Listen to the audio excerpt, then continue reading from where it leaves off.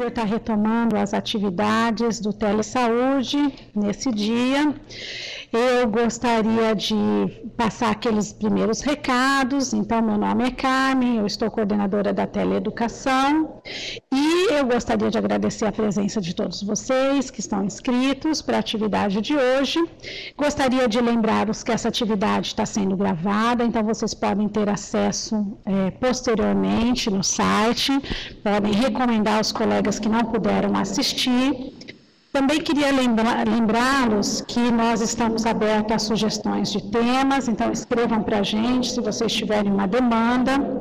Um outro serviço bastante importante, que ele é extremamente útil para quem está aí na porta de entrada dos serviços, são as teleconsultorias que nós temos. Então, é interessante que se você tem um caso clínico, está relacionado a algum paciente, se você tem situações de problemas, situações ou problemas de família, de comunidade, que você mande o seu caso aqui, que nossas teleconsultoras estarão disponíveis para respondê-lo.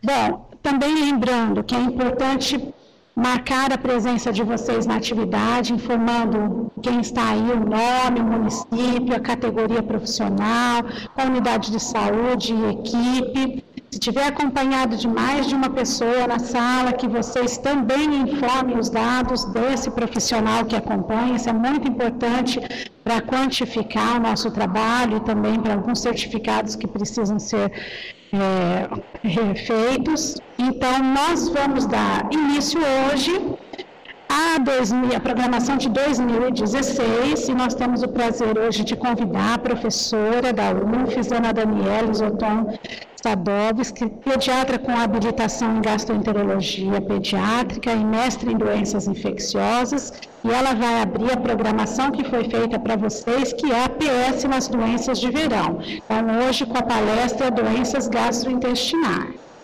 Então, seja bem-vinda, professora. Muito obrigada. Todos me ouvem? Sim, então, na verdade, nós vamos agora iniciar essa palestra. Gostaria de agradecer pelo convite. É uma coisa extremamente interessante que a gente possa fazer essas trocas até de conhecimento que a gente tem, porque agora, com a parte da internet, o acesso fácil de todos a ter atualizações, ainda assim, a gente pode ajudar um pouco, passando um pouco de experiência e um pouco mais de pontos chaves dentro dessas doenças gastrointestinais que acometem mais crianças e adultos no verão. Bom, o nosso enfoque hoje, o objetivo dessa aula inicial é reconhecer os principais sinais e sintomas de doenças gastrointestinais prevalentes nessa estação do verão. Conduzir o caso clínico para a elucidação do diagnóstico e talvez até chegar a uma possível etiologia. Sugerir possíveis tratamentos e a conduta preventiva, sobretudo na atenção primária em saúde, né? Para os que estão na ponta, conduzirem o caso da forma mais tranquila possível. E estimular a parte de educação da população nas medidas preventivas com relação a essas doenças, né? Nosso início vai ser um foco especial em 4 grandes doenças. A principal delas, que é a diarreia infecciosa, que acomete adultos e crianças nessa estação do verão, as intoxicações alimentares, que praticamente são inseridas dentro da diarreia infecciosa, mas a gente vai dar um foco especial por terem alguns pontos específicos a serem abordados, a insolação e as dispepsias agudas. Iniciaremos então com a diarreia e, a grande maioria das vezes, a diarreia que acomete no verão é a diarreia infecciosa, mas precisamos relembrar alguns conceitos importantes. A diarreia é uma síndrome de má absorção de água e eletrólitos que se caracteriza pelo aumento do número de evacuações ou ainda diminuição da consistência das fezes. Classicamente, ela é conceituada como a ocorrência de 3 ou mais episódios de fezes líquidas em cerca de 24 horas, acompanhado ou não da presença de febre ou de vômitos ou de outros sinais e sintomas. A gente denomina a diarreia aguda, que é a mais frequente, sobretudo nessa estação, quando a gente tem menos do que 7 dias de diarreia. E em casos especiais, onde a gente tem a presença de sangue, de muco ou de pus, a gente dá a nomenclatura muda de diarreia aguda para disenteria. E por que é importante a gente abordar esse fato? Na verdade, a nossa grande preocupação é com os menores de 5 anos, que são os pacientes mais acometidos por essas doenças e, sobretudo, com mais alta mortalidade. Se vocês observarem esse slide ele coloca as causas de morte entre crianças menores de 2 anos, ele é retirado da página da Organização Mundial de Saúde, e ele coloca a pneumonia como a principal causa de morte nos meninos, ou seja, nas crianças menores de 5 anos, seguida da diarreia. Por isso a importância da gente não focar apenas a faixa etária de adultos, mas sim a grande preocupação com as crianças que são levadas normalmente às praias, às piscinas, e que às vezes têm maior chance de cursarem com uma maior mortalidade. E isso é o que nos preocupa, ou seja, a alta mortalidade por diarreia que acontece no Brasil. Então, é importante que a gente investigue, então, a principal etiologia, ou seja, a causa mais frequente da diarreia nessa estação do ano. A grande maioria das vezes é de causa infecciosa, geralmente causada por um agente, seja vírus, bactéria ou protozoário, que pode estar localizado em qualquer nível do trato gastrointestinal. Mas a gente não pode esquecer de algumas causas não infecciosas, e entre elas os excessos alimentares, por dietas açucaradas ou excessos de dietas ricas em gordura, podem levar a esse tipo de diarreia também. E não podemos deixar de lembrar o uso de medicações, sobretudo aqueles meninos que usam sulfato ferroso ou ainda estão em uso de antibióticos que contêm clavulanatos, ou ainda com substâncias que apresentam hidróxido de magnésio, que também podem gerar aí diarreia, tanto em adulto quanto em criança. É importante a gente colocar os fatores predisponentes. A temperatura ambiental alta, sobretudo no verão ou ainda em locais aglomerados, favorece a proliferação de micro-organismos, sobretudo as bactérias. E não podemos esquecer que a grande maioria de determinados locais que são frequentados, sobretudo nessa estação, piscinas, praias, lagoas, eles podem apresentar uma higiene precária.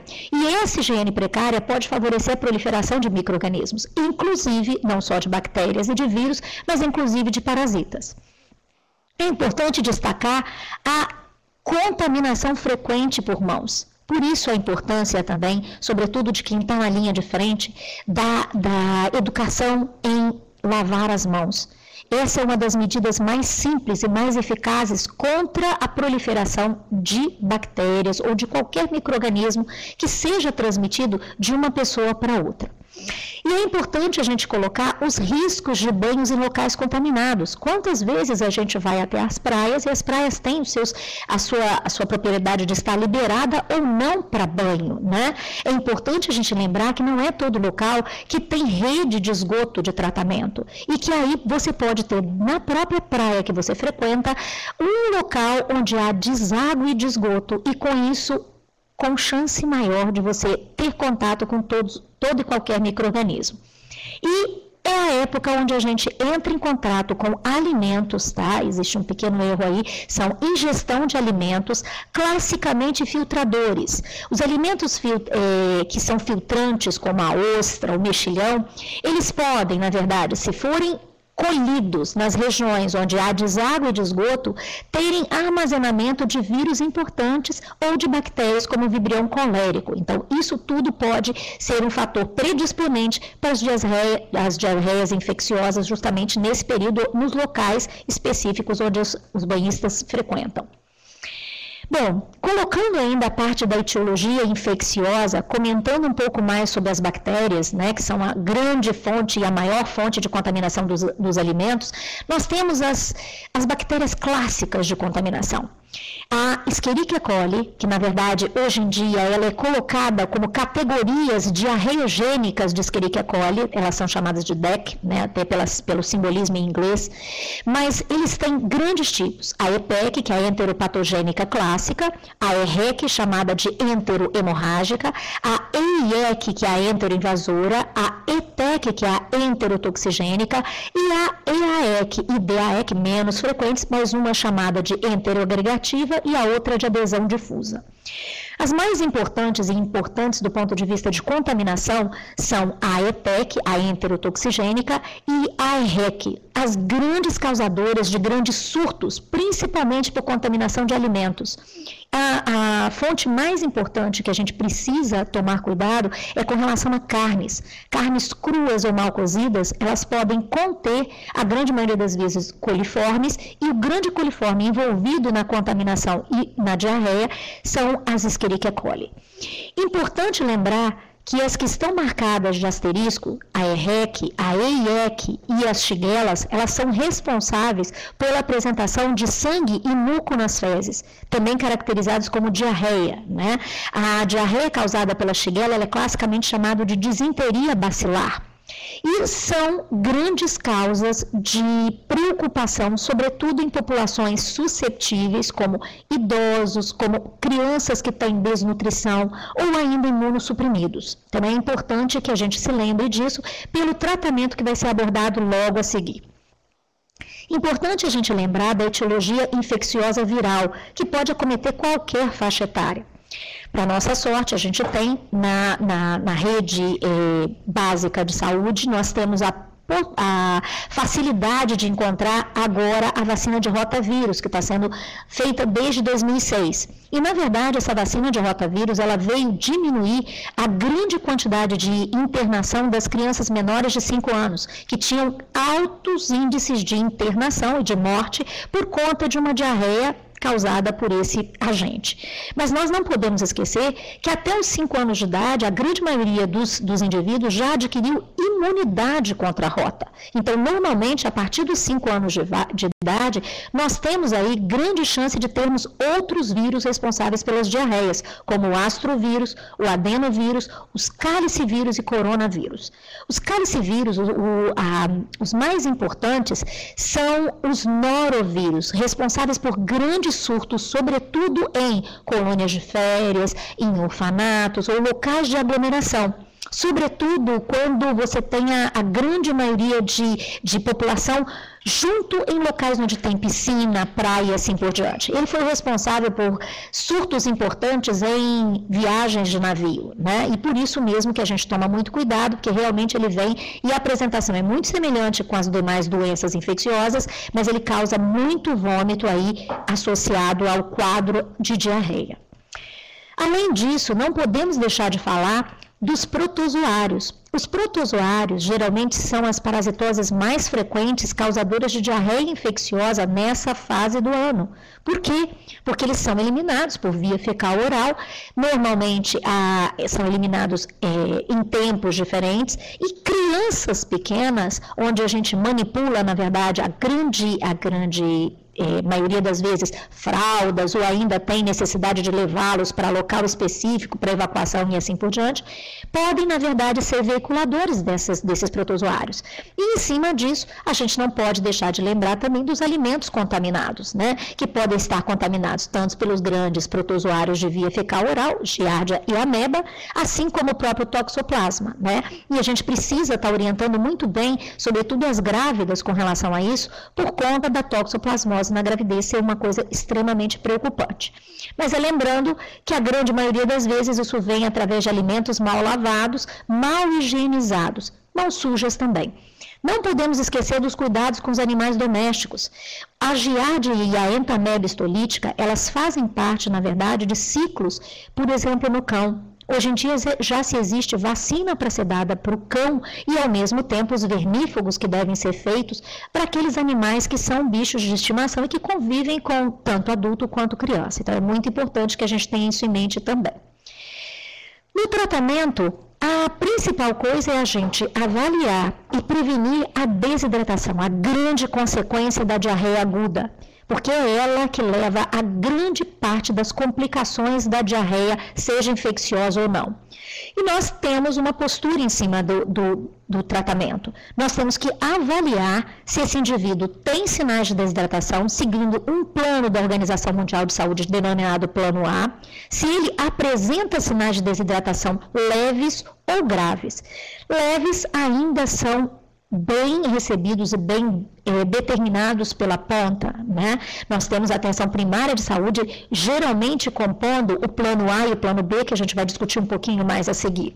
Enquanto que com sinais graves de desidratação ou ainda de choque, nós temos que seguir um caminho mais urgente e com, na verdade, a abordagem sendo feita em outros locais. Por isso que nós não vamos ter tanto enfoque no último, que seria o plano C da Organização Mundial de Saúde. Muito bem. Então, na avaliação da hidratação do paciente, nós temos coisas simples a serem observadas. Primeiro, a observação da condição do paciente, dos seus olhos, da lágrima, da boca e da língua e da sede explicada por ele. Temos que explorar uma coisa denominada sinal da prega, avaliação do pulso e do enchimento capilar, e, em cima disso, as nossas decisões para o posterior tratamento. Se eu tenho sinais de que o indivíduo está bem e sem nenhuma desidratação, eu exploro o sinal da prega. O sinal da prega, nós vamos ver uma foto logo em seguida, onde é, na verdade, verificar a elasticidade da prega, que a gente pode fazer no dorso da mão, e é muito simples. O pulso, a avaliação se o pulso está cheio e se a frequência cardíaca dentro do normal. O enchimento capilar, que é feito, na verdade, na ponta do dedo, e que o normal é até 3 segundos, né? Em cima disso, e não tendo sinais de desidratação, nós vamos usar o plano denominado A pela Organização Mundial de Saúde.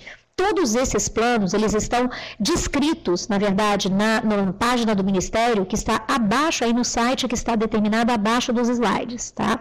E num cartaz, que normalmente esse cartaz está sendo disseminado em todas as unidades da atenção primária em saúde. Temos ainda a observação se existe algum grau de desidratação, onde a gente vê uma condição mais irritada, os olhos mais fundos, as lágrimas podendo estar ausentes, a boca e língua seca e uma sede muito importante. Já vimos alterações com relação ao sinal da prega, que vai desaparecer lentamente, um pulso rápido e débil e um enchimento já prejudicado. Isso significa que o indivíduo já tem sinais de desidratação. Mas quando ele apresenta sinais, na verdade, de alteração de consciência, já os olhos muito fundos, lágrimas ausentes, ele não consegue ingerir o líquido oferecido e ainda apresenta sinais de gravidade ao exame físico, nós temos desidratação grave. Esse indivíduo é um indivíduo preocupante em termos até de alta morbimortalidade. Bom, com esse plano A, o que a gente faria então o tratamento? O plano A, ele é descrito nos indivíduos com diarreia, mas sem desidratação. Eu devo aumentar a ingestão de líquidos, de qualquer tipo de líquido, dando preferência para soros caseiros, chás, sucos, sopas e cozimentos de cereais. Isso quando a gente não oferece, não tem condição de colocar os próprios sais de reidratação para que o paciente prepare também, né? Um ponto-chave, nunca utilizar refrigerantes ou adoçar chá ou suco. Acha-se que, de repente, o uso de adoçantes no chá ou no suco impede ou melhora ou minimiza os sinais de diarreia. Isso não é verídico. Então, o ideal é se utilizar de coisas que não tenham excessos de açúcares, que não sejam hiperosmolares e que piorem a situação do paciente. Lembrando de corrigir erros de alimentação e manter uma alimentação até habitual. Lembrando que nas crianças pequenas, estimulação do aleitamento materno, é o aleitamento materno que é uma grande forma da gente brecar e diminuir os riscos de evolução pior, sobretudo nas crianças menores de 2 anos. E lógico, os alimentos sendo oferecidos com maior frequência para compensar a anorexia ou denominada hiporexia clássica da própria doença, né? E uma coisa muito importante para quem está na ponta, ensinar o indivíduo a reconhecer os sinais de desidratação. Essa figura aqui que vocês verificam no slide, ela mostra o sinal da prega, que é geralmente feita no dorso da mão e a gente simplesmente faz uma dobra e verifica como que se retorna. O grau de elasticidade da pele, ele depende dos sinais de hidratação. Então, quando eu tenho um retorno rápido, eu estou bem hidratado. Quando eu tenho um retorno mais lento, faz falta de líquido nessa região. Não podemos deixar de falar, porque os idosos, eles já têm, na verdade, uma depleção de colágeno e, às vezes, uma hidratação pior. Então, isso pode não ser válido em pessoas que têm uma idade mais avançada, porque eles podem ter um sinal da prega presente, mas nem sempre com desidratação. Bom, além disso, nós devemos ainda, no paciente sem desidratação, se o paciente não melhorar em 2 dias ou apresentar qualquer um dos sinais abaixo, nós temos que levá-lo imediatamente ao serviço de saúde.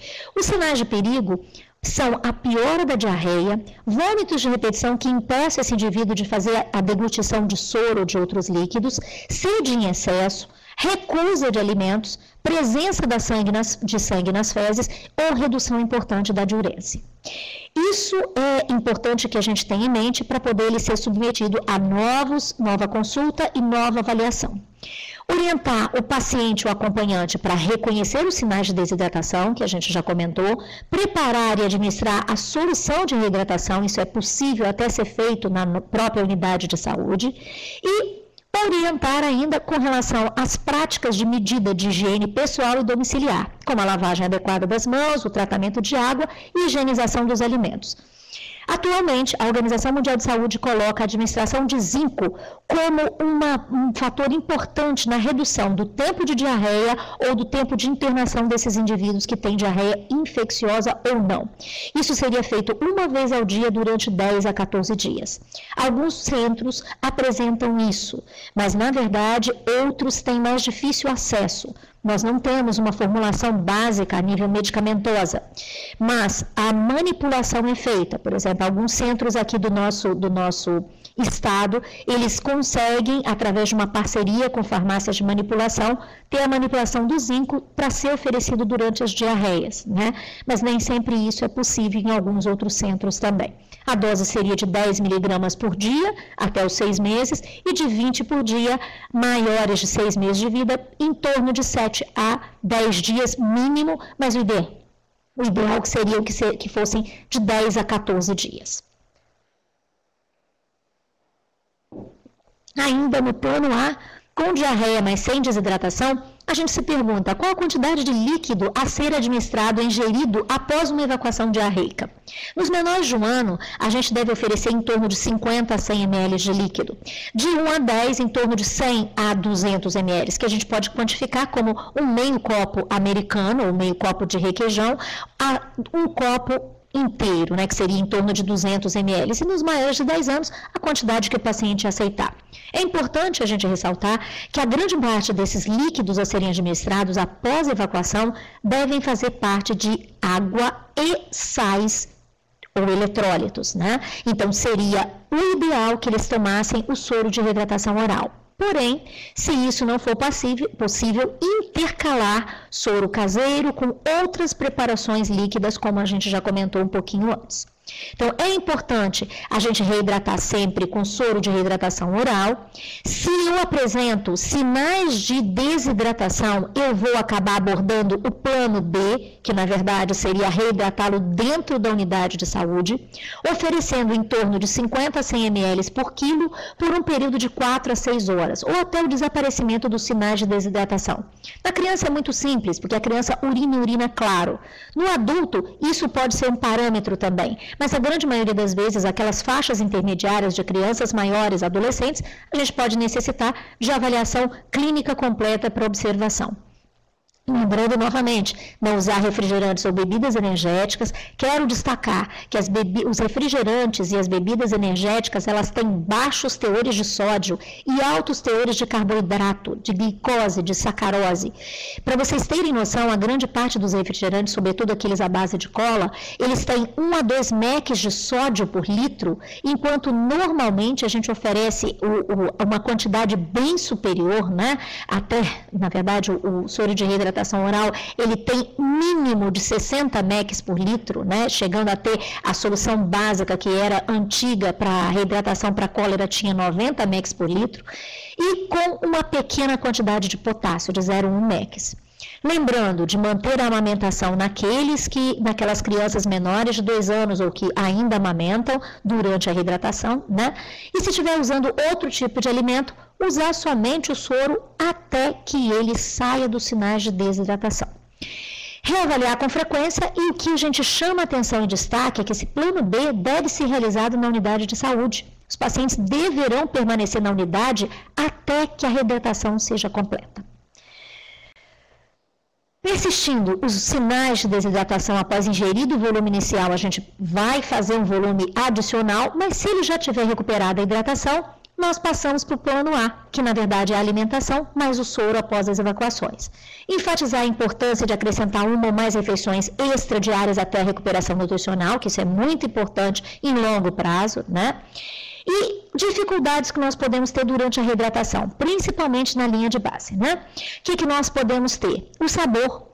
Às vezes isso é muito comum, o adolescente, adulto, nem tanto problema, mas da criança, né? Então a gente deve oferecer pequenas porções, às vezes as colheradas ou até mesmo no conta-gotas, de tal forma que você consiga pouco a pouco ir oferecendo e a aceitação seja tranquila. Lembrando que a perda de peso após as duas primeiras horas de tratamento adequado com soro, ela não é esperada, porque a gente está tentando reidratá-lo. Então, isso é uma dificuldade que pode acontecer. Podemos ter vômitos persistentes, né? E uma distensão abdominal também, que não desaparece mesmo após um intervalo maior entre as tomadas de soro. E aí, o que a gente pode fazer? Soluções para isso, né? Reduzir o volume oferecido e aumentar a frequência do soro de reidratação oral. Ou ainda, administrar o soro por sonda nasogástrica, né? E aí vai, na verdade, do acesso e da facilidade que nós teríamos isso dentro das nossas unidades, né? Então, na verdade, tem aqui a porção que nós devemos colocar, de 20 a 30 por quilo-hora. Em caso de náusea e vômito, redução, retornando à velocidade inicial até que desapareçam os sintomas, é uma grande proposta, né? Agora, indicações para hidratação venosa ou intravenosa, né? Alteração do estado de consciência, a gente viu lá que era das coisas que chama a atenção do plano C. Perda de peso, depois dessas duas primeiras horas de administração do soro, mesmo com sonda nasogástrica. Vômitos persistentes após o início da sonda nasogástrica ou ilho paralítico e desidratação grave. Isso é um ponto-chave e importante que a gente precisa levar em conta. E são situações extremamente preocupantes para que a gente tenha o direcionamento adequado desse paciente. Então, aqui eu não vou entrar em maiores detalhes, porque isso justamente é o encaminhamento para a unidade hospitalar. A única coisa que eu comento é que a solução, ela deve ser soro fisiológico para hidratação e melhoria dessas crianças ou adultos que estejam desidratados graves, né? Ali nos maiores de 5 anos a gente pode acoplar, além do soro fisiológico, o Ringer lactato ou uma solução polieletrolítica, né? Mas esse não é o objetivo.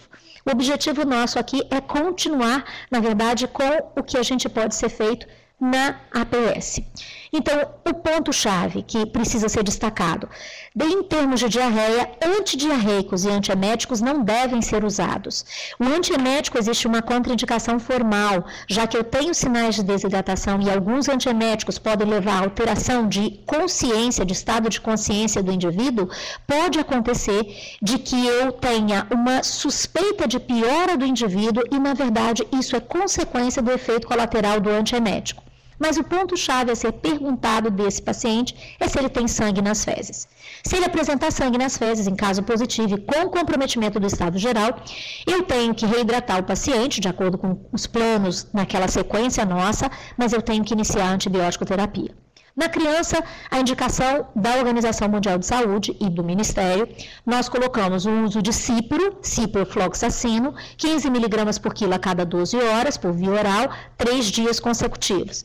Ou ceftriaxona, 50 a 100 mg por quilo, intramuscular, uma vez ao dia, por 2 a 5 dias, como alternativa também. Isso não impede da gente ter, na verdade, um acompanhamento bem importante e próximo desse paciente, orientando o acompanhante à administração dos líquidos e à manutenção da alimentação habitual, caso o tratamento seja realizado no domicílio.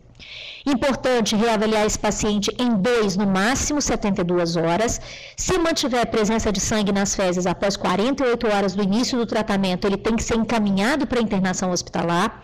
E o mais importante para destaque são as crianças com quadro de desnutrição, porque elas devem ter seu primeiro atendimento em qualquer unidade, inicia-se a hidratação, antibiótico terapia, mas se forem crianças com desidratação grave, elas necessitam de cuidado e supervisão rigorosa, inclusive internação. É importante nos adultos a gente avaliar temos algumas facilidades, o ciprofloxacino nós temos em comprimido e a administração é muito mais tranquila, porque são 500 miligramas de 12 em 12 por 3 dias seguidos. A mesma proposta que é feita no paciente pediátrico, ou seja, orientando, mantendo sua alimentação e avaliando o paciente. E lógico, novamente, os pacientes adultos eles podem apresentar até melena, ou seja, o sangue que na verdade vem de trato gastrointestinal superior, né? E aí, se isso acontecer, se ele estiver em condições gerais boas, mesmo em uso do ciprofloxacino, a sugestão é que se troque para ceftriaxona, 2 gramas via intramuscular, uma vez ao dia por 2 a 5 dias. Se as condições gerais forem comprometidas, é indicativo de internação hospitalar. Dentro das diarreias, nós temos também as intoxicações alimentares. E por que eu fiz uma separação? Porque, na verdade, a grande maioria das vezes, elas têm uma coincidência muito grande com a história epidemiológica e é fácil você identificar que toxina que está envolvida no quadro diarreico. Porém, o conceito de intoxicação alimentar é uma doença transmitida por alimento, mas ela pode apresentar outros sinais e sintomas, como a falta de apetite, as náuseas, vômitos, associados ou não com diarreia, associados ou não com febre, atribuídos justamente à ingestão de alimentos ou água contaminados. Os sintomas digestivos não são as únicas manifestações dessas doenças, porque a gente ainda pode ter afecções extraintestinais, como meninges, rins, fígado, e aí com isso nós podemos ter reações graves e importantes. É só a gente imaginar, por exemplo, a toxina, ou seja, o botulismo, que pode apresentar alterações nervosas, ou seja, do trato neurológico importantes. As mais comuns do verão, então, são ocasionadas pelas toxinas e os agentes mais importantes são o Staphylo aureus, o Clostridium, o Bacillus cereus, a própria Escherichia coli, que a gente comentou um pouco na diarreia infecciosa, e o Vibrio, que pode ser o colérico ou não. Então, o que a gente teria de importância? Nessa estação do ano, nós temos condições propícias para a sobrevivência e para a multiplicação desses agentes. Então, a apresentação clínica, ela vai depender do mecanismo de defesa do indivíduo e, lógico, das condições do meio onde ele se apresenta. Nós temos, na verdade, que as contaminações maiores, elas podem ser por alimentos, sejam pouco ácidos ou muito ácidos, né? Os pouco ácidos, como leite, carnes, pescados e alguns vegetais, eles podem apresentar, na verdade, podem se apresentar como as bactérias esporuladas, as patogênicas como a salmonela e as anaeróbicas como o clostridium. Nos alimentos mais ácidos, nós também podemos ter, mas a grande presença é de bactérias esporuladas e de fungos, bolores ou leveduras, né? E naqueles mais ácidos, o que a gente teria, na verdade, aqueles produtos derivados do leite, de frutas, de sucos de frutas e refrigerantes, são as bactérias láticas, acéticas e os fungos também. O que a gente pensa, então, com maior frequência? Né? O Clostridium, que ele pode, na verdade, apesar dele ser uma bactéria que apresenta formas esporuladas, nós temos aí que eles são resistentes a altas temperaturas, né? Inativadas com frio. Então, de certa forma, por exemplo, um congelamento de um peixe contaminado, ele pode até reduzir a proposta de intoxicação alimentar, mesmo que ele esteja contaminado. Mas não podemos deixar de lembrar que temos algumas toxinas que são termolabes, né, que são inativadas pelo calor. No caso, a toxina do botulismo, né, a importância da gente não fazer o mel no primeiro ano de vida, porque o botulismo na criança menor de 1 ano é de alta mortalidade. Não é que a gente não possa se preocupar, porque o mel, os enlatados ou as coisas que tenham conservação podem vir com esporos do Clostridium botulino, né? E, infelizmente, a gente teria, na verdade, que submetê-los à cocção para você conseguir ter inativação pelo calor. E temos ainda as termoestáveis. Mesmo você fazendo o cozimento, você ainda tem toxinas importantes do Staphylo e do Bacillus cereus, né? Então, o que acontece que é muito intenso? Isso é fácil e realmente são aqueles indivíduos que chegam dizendo bem assim, olha, teve um casamento ontem, todo mundo comeu a torta salgada e E, em cima disso, horas depois, grande parte dos indivíduos foram parar num pronto atendimento, num pronto-socorro, ou até mesmo na unidade básica de saúde. Então, é a ingestão do alimento contaminado suspeito em horas e depois o início de diarreia intensa, sem sangue ou ainda com presença ou não de leucócitos nas fezes, febre discreta ou ausente, mas muito comum a desidratação, seja pelos vômitos ou ainda pela diarreia intensa. Então, o que a gente tem que é muito importante? Esse quadro foi tirado também das publicações, tem um manual extremamente interessante do Integrado de Vigilância das Doenças de Alimento, que é disponível gratuitamente na internet pelo site do Ministério, né? E nós temos, assim, a coincidência importante, menos que 1 hora é muito raro, isso aí geralmente são intoxicações por metais pesados, mas os períodos que são mais frequentes de incubação de 1 a 8 horas estão mais relacionados às toxinas do Staphylococcus e do Bacillus cereus, né? E o que a gente teria? Os períodos de incubação de 12 a 72 horas, que são os mais comuns causados pelos agentes patogênicos, geralmente infecciosos, porque eles precisam de um tempo hábil para a sua reprodução e depois cursar com os sinais e sintomas clínicos, né? O diagnóstico vai ser para cada gente, eu não vou focar nisso porque não é a nossa proposta atual. O tratamento, na verdade, vai ser vinculado igual ao da diarreia aguda, né? E especificamente para os agentes não infecciosos, está tudo registrado nesse manual que eu vou colocar o site para vocês. A notificação é muito importante para a avaliação epidemiológica, isso é um destaque que nós devemos fazer, porque as informações prestadas pelos diversos meios, elas devem ser registradas num formulário denominado Registro de Notificação de Caso, surto, de doença transmitida pelo alimento. Então, isso é importante para quantificar exatamente o que a gente tem e fazer nosso boletim epidemiológico e onde a gente pode intervir mais com medidas educativas. Aqui é o Manual Integrado de Vigilância, Prevenção e Controle das Doenças Transmitidas por Alimentos. O site se encontra aqui do lado, então ele é tranquilo, de uma linguagem extremamente acessível até para os pacientes, para a gente mostrar e orientar. Bom, em cima disso, nós vamos entrar em um outro tema, que é a chamada insolação. Insolação, ela é conceituada como mal-estar decorrente da exposição prolongada ao sol intenso ou ao calor excessivo. Ora só, 40, tá joia? E os sinais e sintomas clássicos da insolação são desidratação, queimaduras de pele, dor de cabeça, né, cefaleias, tonturas ou aumento da temperatura do corpo. Geralmente esse aumento, ele às vezes é classificado erroneamente como febre, mas ele tende a ser por hipertermia, né? Não é causado ou ocasionado por uma série de substâncias dentro do nosso corpo, mas sim pela parte de desidratação, e aí com isso os mecanismos inadequados desse corpo não manter a sua temperatura, né? E em alguns casos mais graves de desidratação intensa, nós podemos ter perda de consciência também. A temperatura corporal, ela aumenta rapidamente e o mecanismo de transpiração não dá conta. Ele não é eficaz para resfriar esse corpo submetido a tanto sol, lógico, e associado a má ingestão de líquidos. Então, isso é que ocasiona a insolação. E como a gente trata esse indivíduo? É uma coisa até simples, muito tranquila, mas mesmo assim a gente precisa orientá-lo bem, porque isso pode causar consequências importantes se o indivíduo estiver sozinho em casa, né? Então, é importante colocar o indivíduo imediatamente num local bem arejado e ventilado, com sombra, hidratá-lo por via oral, da mesma forma que a gente faria com sinais de desidratação, como a diarreia aguda, né? Nesse caso, como é uma perda com dificuldade até mesmo de manutenção de temperatura, nós podemos até utilizar algumas dessas soluções, evitando ao máximo aquelas que têm alto teor de carboidrato, mas, por exemplo, algumas bebidas energéticas podem ser até utilizadas. Mas o mais importante é que, se houver queimaduras na pele, a gente precisa também ajudá-lo com compressas frias, que podem ser até de chá de camomila ou de soro fisiológico, para aliviar a reação inflamatória da pele.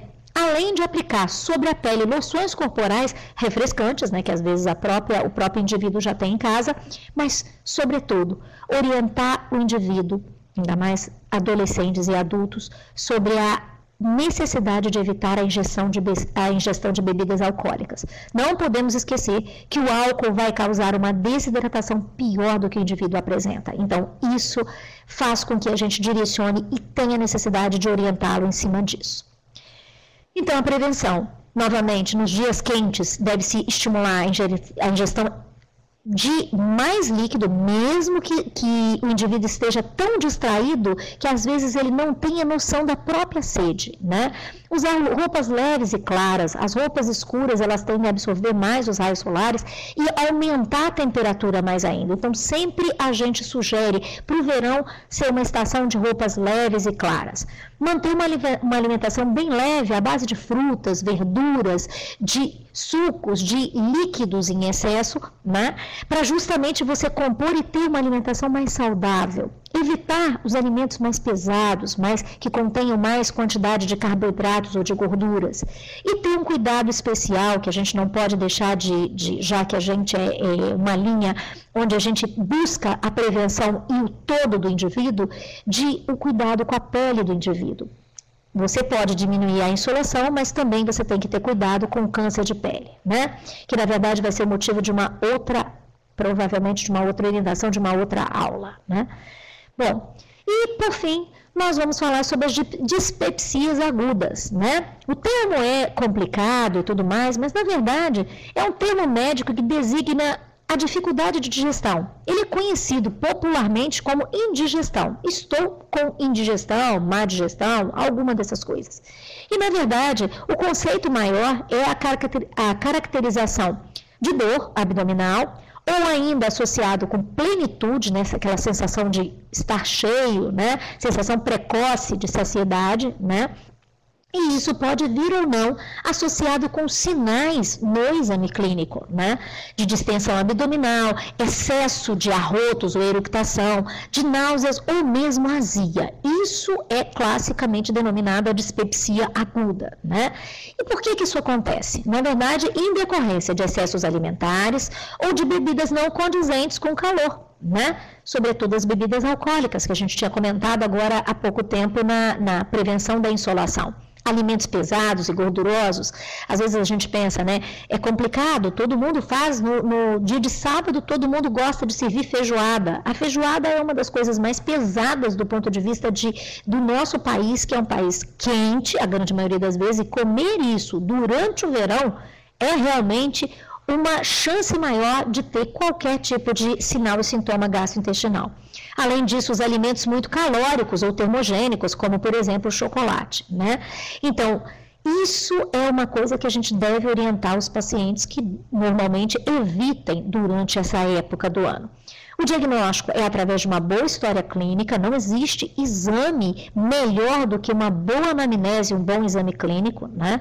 E no máximo você pode encontrar uma leve distensão abdominal e desaparecimento dos sinais e sintomas após o retorno à rotina alimentar, né? Se eu faço uma dieta leve, com líquidos, frutas e alimentos de fácil digestão, o indivíduo tem diminuição dos sintomas. Se isso acontece em longo prazo, aí é motivo para uma outra aula. Bom, e aqui as 5 chaves para uma alimentação mais segura. Na verdade, a manutenção da limpeza, a separação de alimentos crus dos alimentos cozidos, né? A cocção bem importante dos alimentos e a manutenção de alimentos a temperaturas seguras. Mesmo quando eu carrego alimentos importantes para um piquenique, para uma praia, para uma piscina, eu tenho que ter um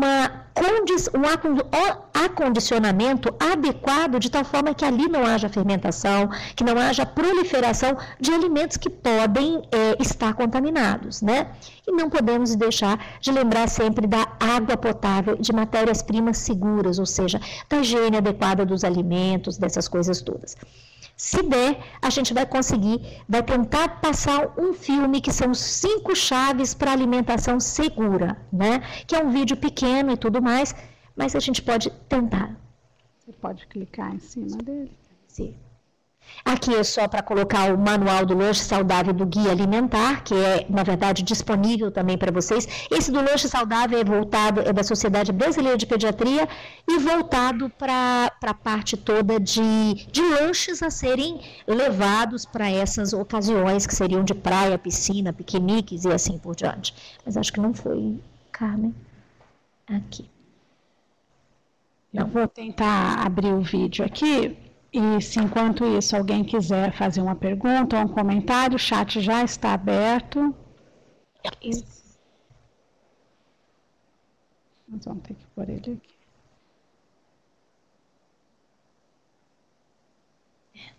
É por isso. Será que ele abre fora? Não, né? Deixa eu ver aqui. Ele tinha que estar entrando aqui. Não? Deixa eu ver. Gustavo, você consegue compartilhar o vídeo para a gente? Internet aqui não cabe aqui, ó. Será que aqui? Vai. Não. Não? Não tem problema, eu falo. Bom, acho que está aqui o link, né? Isso. O que eu quero destacar desse link, desse filme, é um filme muito pequenininho, que na verdade ele fala exatamente essas 5 chaves para alimentação mais segura, dentro de um pequeno vídeo e muito, muito didático. Isso daí, assim, se for possível, por exemplo, tiver acesso até na unidade de proposta até educativa para os indivíduos, seria extremamente benéfico, porque ele é simples, colocado pela Organização Mundial de Saúde, acolhido pelo Ministério da Saúde, e extremamente didático para ensinamento dessas 5 chaves aí importantes na alimentação mais segura. Gostaria, na verdade, de agradecer aí a proposta, né? Estou aqui aberta a perguntas, mas gostaria de agradecer a proposta dessa discussão, que seria tão importante, né? E me propor a outras discussões aí em longo prazo.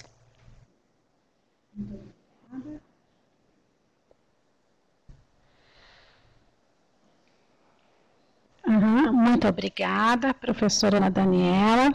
Olha, a gente acaba de ver que foi colocado o link aqui no chat, acho que todo mundo já está vendo. Então, vale a pena olhar esse vídeo, porque ele é muito rápido e ele serve para ser divulgado também dentro das equipes, né? E passar nas unidades, ele é de fácil entendimento para profissionais e também para os pacientes, né? Ele está disponível, então acho que vale a pena a gente socializar esse vídeo. Se alguém tiver alguma pergunta, pode colocar no chat. Eu queria fazer uma pergunta a respeito da insolação. A gente falou bastante a respeito de crianças, mas a gente ouve dizer de que o adulto pode chegar nas unidades de saúde com a pressão alta. Isso acontece? A insolação pode trazer também a pressão alta, só a queima ou a mudança da temperatura do corpo? Na verdade, o que acaba acontecendo? Existem mudanças metabólicas importantes acontecendo em todo o indivíduo. Se eu tenho, na verdade, sinais de desidratação, eu posso ter, a grande maioria das vezes, uma reação do próprio corpo com vasoconstricção na tentativa de segurar mais líquido ou até diminuir. Ao mesmo tempo que a chance é maior de eu ter hipotensão, a resposta do corpo a essa hipotensão pode gerar picos hipertensivos, porque seria uma resposta fisiológica de diminuir, na verdade, o líquido em outros compartimentos, de tal forma que eu ficasse vasoconstrito, por exemplo, em pele, em outras regiões, e isso poderia, na verdade, ter consequências importantes com relação à pressão. A grande maioria das vezes, a insolação, ela leva à hipotensão, porque leva a desidratação, mas essa dificuldade de resfriamento e essa parte da pele vasoconstrita poderia, em alguns indivíduos, fisiologicamente falando, ter um reverso da moeda, na verdade. Ok, obrigada. Bom, acho que a palestra foi muito instrutiva e acho que o que é bem legal é que ela ofereceu vários materiais que podem ser socializados para treinamento, né? Ou mesmo até impressos estão disponíveis pelo Ministério e podem, como essas 5 chaves, né, podem ser socializados até nos murais das unidades de saúde. Então, eu gostaria de agradecer a doutora Ana Daniela, dizer que a palestra é muito importante, principalmente para essa época do ano, onde a gente às vezes negligencia alguma dessas chaves, né, no afã de sair para as férias, às vezes a gente não toma muita atenção e acaba indo parar atrás de algum atendimento médico por conta disso. Então, agradeço a sua palestra e a convido para as próximas, para participar mais do nosso Telesaúde. Gostaria de dizer que essa palestra está gravada, pode ser acessada posteriormente, podem ser enviadas posteriormente perguntas a respeito do tema, e para aqueles que não utilizaram, não conhecem ainda a teleconsultoria, não deixe de usar esse canal de comunicação que vocês têm com o programa, que é o envio de casos clínicos de pacientes de vocês, questões de processos de trabalho, questões que vocês têm de família ou de comunidade para os nossos teleconsultores. A agenda também está sendo formada para 2016, tem muita coisa nova vindo de webconferência e também de cursos. Mantenha os olhos abertos no site para ver as novidades.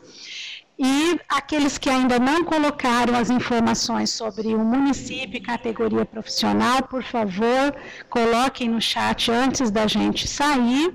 Agradeço a presença de todos e espero vocês na próxima sessão, que continuamos com a APS das doenças de verão e a gente deve estar falando sobre as doenças, as afecções dermatológicas para a próxima semana. Um abraço a todos, até mais. Obrigada.